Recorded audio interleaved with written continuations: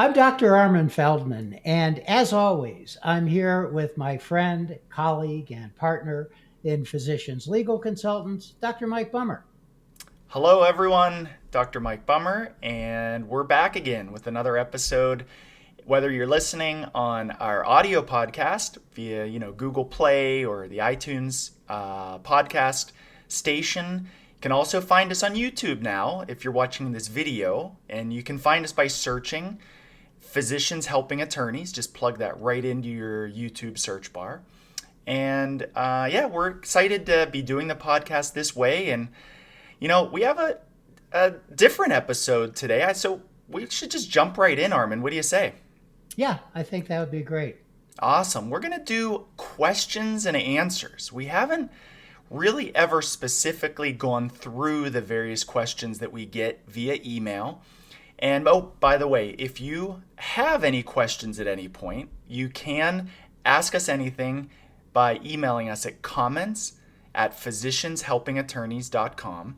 That's where these questions came from. And some of them are short, some of them require a bit more explanation, but I think we should jump right in. And if you're okay, Armin, I will give you the first one and we'll just run through as many as we can. Okay. Yeah, first of all, I want to thank everybody who has sent in a question. And we're probably a little remiss in not doing this sooner, Mike. But we'll get to as many questions as we can in the time that we have allotted. They come in sporadically. Like we'll get one, two a week, random times in the evening. So I think that because last week we got a few right in a row, it hit us right around taping that why are we not answering these for everyone? Because if one person has a question, like you're told in school by your teacher, if you have a question, ask it. Because if you have that question, there's probably a lot of other people who also have that question. That's right. So let's get started. All right, perfect. So this one was really blunt. It said, "Where are you located? Do you have a partner in the state of Illinois who could help me with a serious car crash involving neck pain and back pain?" I'm in Pittsburgh, and Dr. Feldman is in Denver, Colorado. But we are writing these reports and consulting with attorneys all over the entire country. And in fact, some of our busiest clients are in Florida, the Northeast. We do have attorneys in Colorado. There's some in the Midwest. There's no licensure requirement. There's no specific state boundary on when a physician can or cannot offer and render a medical opinion.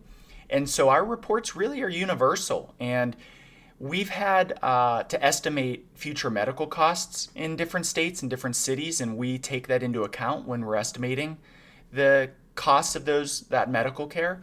But really, our ability to consult on and help with cases is truly nationwide and universal. I don't know if you have anything else you'd like to add to that, Armin. No, I think you handled that one really well. Why don't I give you the next one that I have here, and I'll let Sure. you address it. So it said, "I have a new client with a pre-existing condition who was injured in an auto accident. He got whiplash when he was T-boned, and he was hit on the front passenger side of his car. He's had constant severe neck pain since the accident 5 months ago. He's had some residual neck pain for the past 5 years due to a work-related neck injury in a slip and fall. He has not been treated for neck pain over the last 4 years. Is this something you could help me with?" Yes, absolutely. This is something that we can help you with. And this brings up maybe a couple of things. I'll try to be brief. So, the first thing that this brings up is this whole issue of pre existing conditions. And so, the other issue it brings up is this issue of apportionment. Sometimes we can determine that there is no pre-existing condition, which might be the case in this particular case, because if this client had an injury 5 years ago and has been asymptomatic, has no problems over the past 4 years, we'd have to see what the medical records say and interview the client. But there certainly is a good possibility that it would be our opinion that there is no pre-existing condition. But if there is, a lot of the attorneys that we work with, what they would want us to do is give our best opinion to a reasonable degree of medical probability or certainty about an apportionment. That the current accident is accounting for 80% of the client's current symptoms, and the slip and fall is accounting, the residual problem is accounting for 20%, say. But sure, we can help you with that. Something we do all the time, right, Mike? Yep, and I've had similar apportionments between two car crashes that people have had in the time frame that their cases have been open and they've Right. been trying to settle and work through. Someone was in two different serious car crashes. That's come up for me actually a few times. Yeah, it kind of surprises me actually that it's not that uncommon that someone is in an auto crash and then they get in another one not too soon after that first one, and it's kind of remarkable that that happens, but it does. I've had the attorneys tell me on those cases that they honestly feel like some people have like big red X's on them. And they're not joking. I Right, mean, it's kind of like a right, lighthearted thing to say, but right. they've told me that they believe because they've seen it where certain people are just really prone to seem prone to these accidents. Right. All right, let's go to another one. Okay. This one is, I'm reading this from my list here. Do you work with certified life care planners? And if not, how do you estimate future medical care and costs? Are these blanket generic estimates? Great. So we do not specifically work with certified life care planners. That would be a separate service that the attorneys do often seek out for complex cases. Right. And it's an incredibly useful, valuable service for them. I've seen these reports. We've discussed and had meetings with certified life care planners, not relating to this consulting work, so I know how valuable it is. Our estimates of future medical care and costs are solely our medical opinion.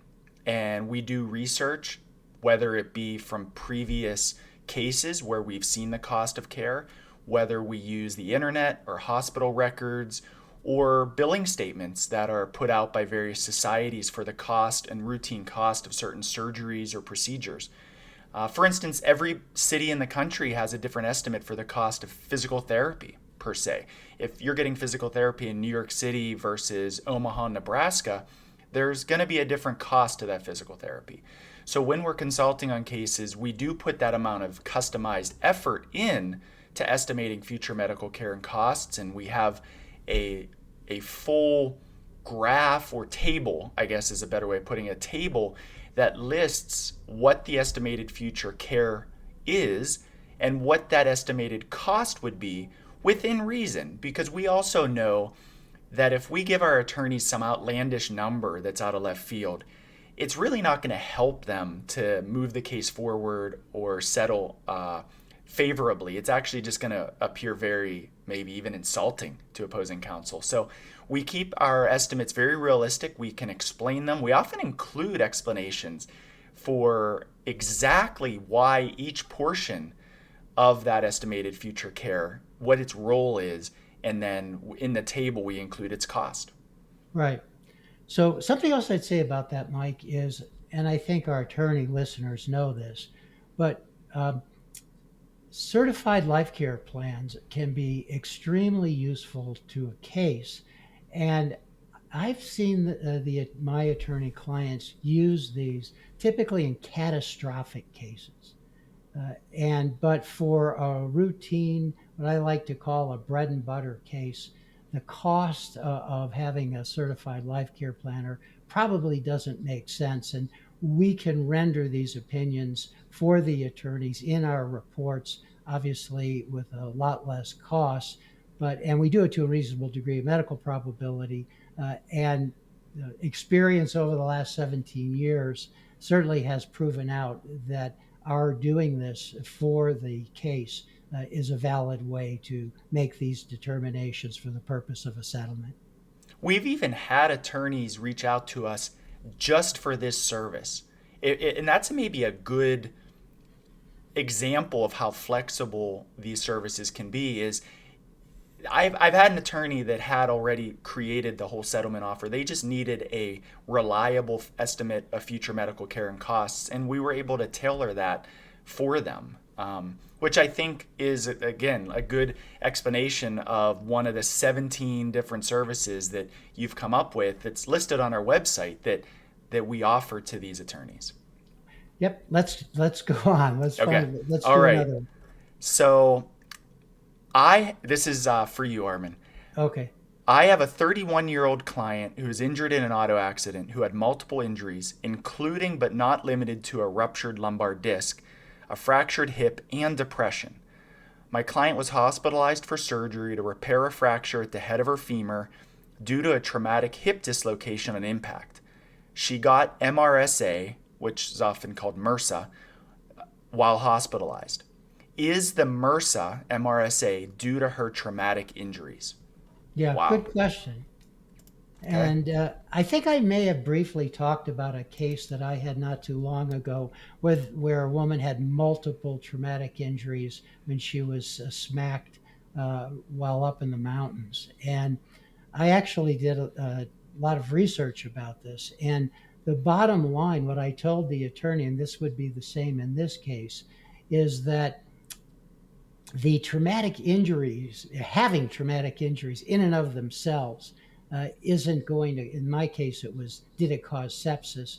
Isn't going to cause sepsis, and in this case, isn't going to cause the MRSA. But it would be my opinion, I'd have to read everything, but it would be my opinion that the MRSA is accident related because the client had to get into the hospital, had to have surgery. MRSA often comes up if there's an abrasion or a surgical incision. It's common in places where there are lots of groups of people, soldiers, students, that kind of thing. And it certainly exists in hospitals as well. So the trauma didn't cause the MRSA.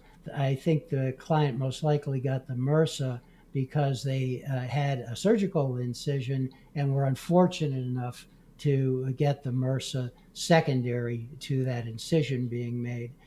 So that would be my thought on that. Any thoughts, Mike? Nope. That's great. Great answer. Let's do another one. Okay. All right, let's do another one. Here's one. I like this one. By the way, this was from an attorney, Doug, in Wichita. And the question is, how long does it take to get the case reports that your attorneys use in settlements? How long does it take to get them, like our turnaround time? Right. So that's easy. So our average turnaround time on our comprehensive medical summary reports is about 2 to 3 weeks. Often 2 weeks, but just because of getting records together and scheduling the client phone call, it often is 2 to 3 weeks. And I don't know if this was baked into that question or not, Yeah. but those reports take us anywhere from 6 to 10 hours of our own work time. Right. And we're very efficient, and it really usually comes down to scheduling the phone call and really getting all the medical records in. Right. Well, that's a great answer, and just a slight bit spooky because my thought when you were talking was I was going to say what our average length of hours were on a case as well. You beat me to it, even though we are in two different cities. Apparently, we have some mental telepathy. Nice. So let's do another one. All right. This just said, can you help me prepare deposition questions for an expert witness? Yep. The answer is we certainly can. So what we'll do in a case like that is obviously we'll talk to the attorney, we will read all the medical records, we will interview the client, and then we'll put and talk to the attorney specifically about do they have some particular approach that they want to use with this expert? Have they had this expert in a deposition or a trial at some other time? And then we'll use the medical literature and put our thinking cap on and develop questions that we think would be pertinent to the case and useful to the attorney that has hired us to prepare them to go to trial by asking the specific questions in that deposition. And when I do this, I'm typically coming up with 10, 15 questions that the attorney can ask the medical expert at deposition. They typically don't use all of them, but they certainly use some of them. I'd like to share a quick example of this, Armin. I recently had an attorney ask me for insight as to the monetary reimbursement schedule of physicians and surgeons. And the attorney was kind of convinced in this medical malpractice case that the physician, the surgeon, may have been performing surgeries in a fashion that was highly financially beneficial to him or her. Mm-hmm. And he didn't really understand the nature of how surgical compensation was done. And he was going to be deposing this doctor in a couple weeks. And he wanted to ask me all about complicated terms that to us is second nature, like RVUs and compensation plans, because he wanted to try to understand if he could prove any financial motivation for the volume that this surgeon was conducting various surgeries and had complications. Right. I also want to mention that we've been hired to review depositions after they're done because of our affordable hourly rate.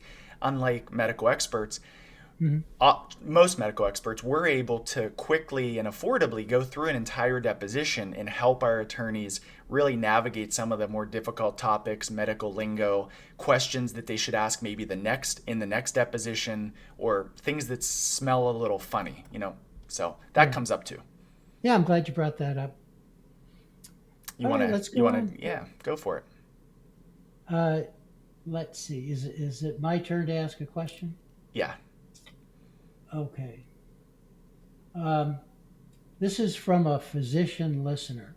I'm a recently retired ENT doctor.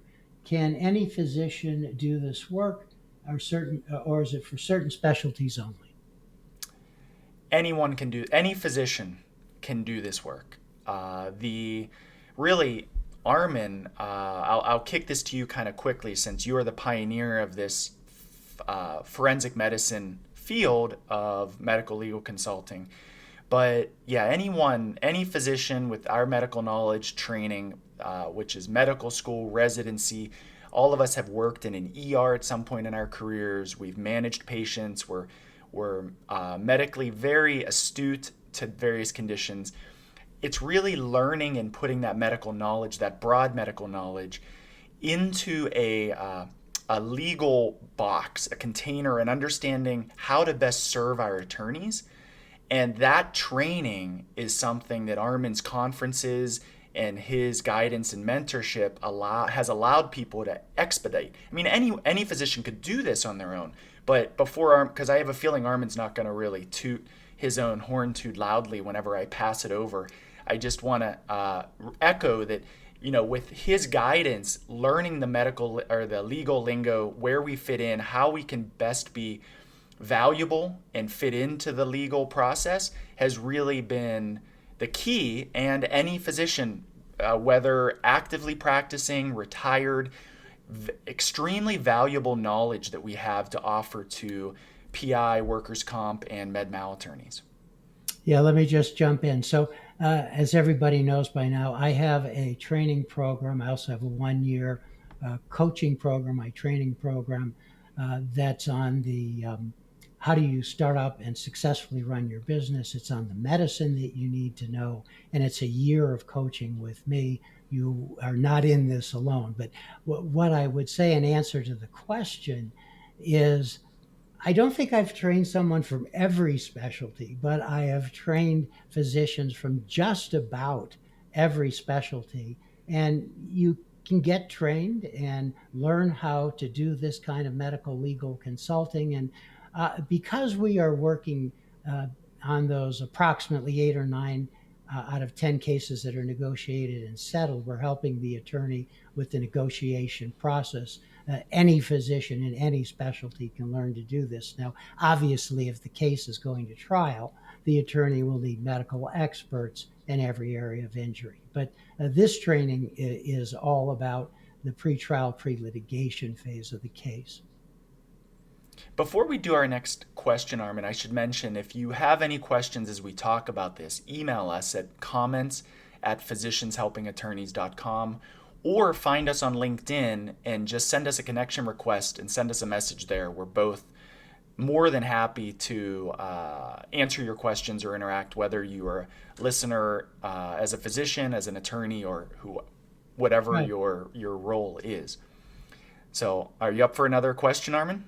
Yeah, let's do a couple more. Mhm. Okay. So we've covered this before on the podcast, but I think it's so important. Let's just do it again. It's come in a couple times and it made the list here. Just says, please explain again what the difference is between what you do and what expert witnesses do. Right. So it goes back to what I was saying a moment ago. And for the purposes of negotiating and settling a case, any physician can render those opinions. You certainly want to back them up with evidence from the literature. You certainly want to know how to write your reports, but any physician can render those medical opinions. So we answer, as medical legal consultants, we answer any kind of medical question that comes up in the case. And one of the reasons we're able to do this is we back up our opinions with evidence from the literature. Now, obviously not pulling them out of thin air just by our experience and training. So the way our system works, of course, our attorneys know this, is that if the case is going to trial, as I said a moment ago, then you need experts in every area of injury. But for the purpose of negotiating and settling cases, for the purpose of helping the attorney get the appropriate medical care for their clients, to help the attorneys really understand the medicine, tease out everything that's in the case, and to save them time, medical legal consultants are well suited, and really that's our specialty, that's our expertise, is to be able to take a broad look at every medical issue going on in the case and help that attorney to better negotiate that case, settle the case for a better value.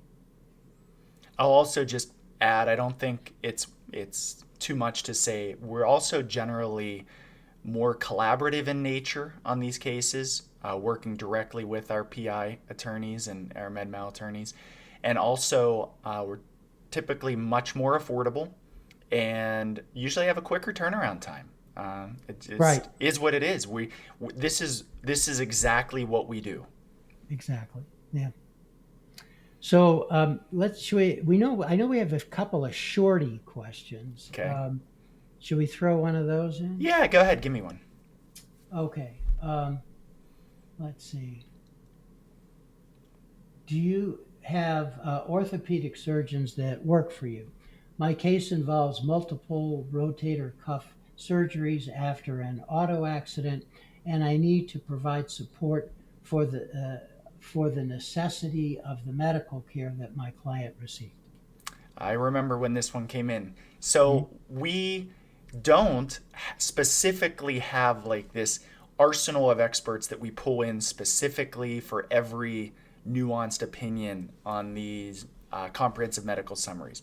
But what we do is using our medical knowledge and familiarity with these injuries, whether it's a herniated disc, a rotator cuff injury, mild traumatic brain injury, complex regional pain syndrome, depression, anxiety, whatever, PTSD, whatever it is, we're so familiar with it. And I don't expect most attorneys to realize that there are doctors like us who are doing this medical legal consulting work for them, who are familiar with all these different conditions. But we make our opinions assertively and confidently and do back them up with the medical literature and our experience in seeing how these conditions arise and what future care they need, and then give our medical opinions within a reasonable degree of medical certainty or probability. And then our attorneys know that if a case, in the rare instance that it does go to trial, we can help them find experts who will support exactly what we've asserted in these reports, because our opinions are reliable and spot on. So, albeit that we don't have an orthopedic surgeon on speed dial to sign up onto the report, we are making these opinions quickly and affordably and highly effectively for our PI attorneys. Yeah, I don't know if this is tangential or not, Mike, but we tell attorneys that we help them to increase case value, save attorney time. We do it without breaking the bank. That actually isn't a slogan. That is an empiric fact. We say that because now, after 17 years of doing this, we know that to be a fact. It's rare that we are involved in a case where we don't actually add value to the case. Oftentimes, that's money to the bottom line. It could be something else, like finding a diagnosis, a traumatic diagnosis that hadn't been made, or even letting the attorney know probably how the client is presenting wouldn't represent a terribly good case for you. Good points. All right, I'll read you another one here. All right. What is the usual procedure once you get a case? Right. That's a short one because I think I've said this a million times already. But we're going to talk to the attorney. We are then going to read all the medical records. We're then, in every situation, every case we're involved in, we're going to interview the client of the attorney. Typically, we do that by phone or Zoom. On that rare occasion where we feel it's necessary, we can interview the client in the attorney's conference room. Then we'll do the medical research that we need to do. Then we'll put our thoughts together, and probably 80%, 85% of the time, we are writing a report. Sometimes we do a verbal report. Sometimes a report isn't necessary. But that's our standard procedure. All right. And we should mention that if you're watching us on YouTube, go ahead and don't be afraid to click that subscribe button and that bell to get notified when we post new episodes. And if you're listening on the audio version of this podcast, go ahead and follow us, or whatever the terminology is for getting alerted to updates so you don't miss any episodes. We try to do these about every other week. Right. So if you're an attorney, you have a case, please send us an email or give us a message on LinkedIn. Send us an email to comments@physicianshelpingattorneys.com. And we really look forward to having you on the next episode.